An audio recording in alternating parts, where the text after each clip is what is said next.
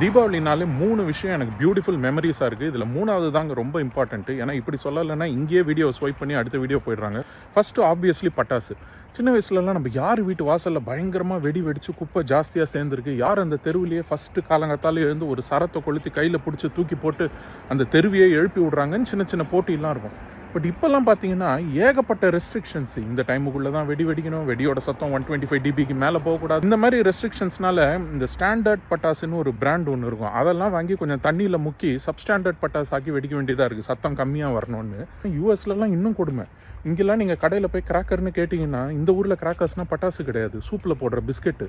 ரெண்டுத்துக்கும் இருக்க ஒரே காமன் விஷயம், ரெண்டும் நமுத்து போகாமல் பார்த்துக்க வேண்டியது தான். இங்கெல்லாம் நீங்கள் காலங்காத்தாலே இருந்து சரத்தை கையில் பிடிச்சி போட்டிங்கன்னா போலீஸ் வந்து பிடிச்சிரும். ராதிகாவே அமெரிக்கா வந்தாலும் காலையில் இருந்து சரத்தை கையில் பிடிக்க முடியாது. சரி, நெக்ஸ்ட் விஷயம் என்னென்னா புது படம். தீபாவளினாலே தலைவர் படம், கமல் படம், அஜித் படம், விஜய் படம் எல்லாம் ரிலீஸ் ஆகும், போய் பார்ப்போம். பட் இப்போல்லாம் பார்த்தீங்கன்னா ரஜினி, கமல் அவங்க கரியரோட ஆல்மோஸ்ட் எண்டுக்கு வந்துட்டாங்க. அடுத்து விஜய் அஜித்தில் பார்த்தீங்கன்னா ஒருத்தர் ஓட்ட போயிட்டாரு, ஒருத்தர் ஓட்டு கேட்க போயிட்டாரு.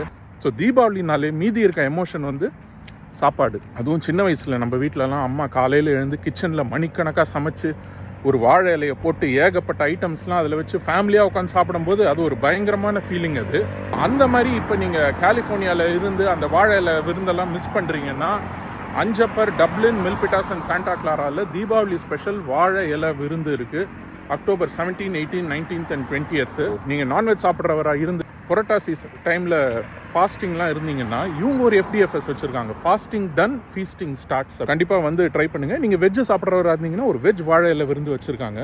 அப்படியே நடந்துட்டு அஞ்சப்பர் வாசல்லே வந்துட்டேன். நீங்கள் வாக்கிங் போகிறது முக்கியம் கிடையாது, நீங்கள் வாக்கிங் போய் முடிக்கிறது வந்து இந்த மாதிரி ஒரு பியூட்டிஃபுல் ரெஸ்டாரண்ட் வாசலாக இருந்ததுன்னா செம்மையாக இருக்கும்.